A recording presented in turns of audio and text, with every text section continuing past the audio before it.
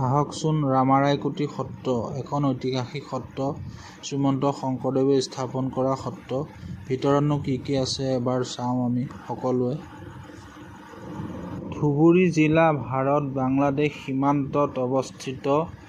গোলকগঞ্জৰ পৰা প্ৰায় 5 কিলোমিটাৰ দূৰত। শ্ৰীমন্ত শংকৰদেৱে 1600 খ্ৰীষ্টাব্দত সত্ৰীয়া সংস্কৃতি উন্নতি কৰিবলৈ এইখন সত্ৰ স্থাপন কৰিছিল। এইখন এখন অসমৰ ঐতিহাসিক সত্ৰ, য'ত গ'লে অসমীয়া সংস্কৃতি আৰু ধাৰ্মিক বস্তু দেখিবলৈ পোৱা যায়। আৰু এই সত্ৰখনলৈ আপোনালোক যদি অহা নাই, এবাৰ হ'লেও আহিব। বহুতো পুৰণিকলীয়া বস্তু দেখিবলৈ পাব আৰু বহুতো সুন্দৰ হয়।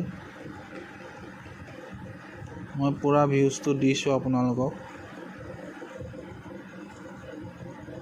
আৰু চেনেলটো যদি ভাল লাগে আপোনালোকে এবাৰ ছাবস্ক্ৰাইব কৰি ল'ব।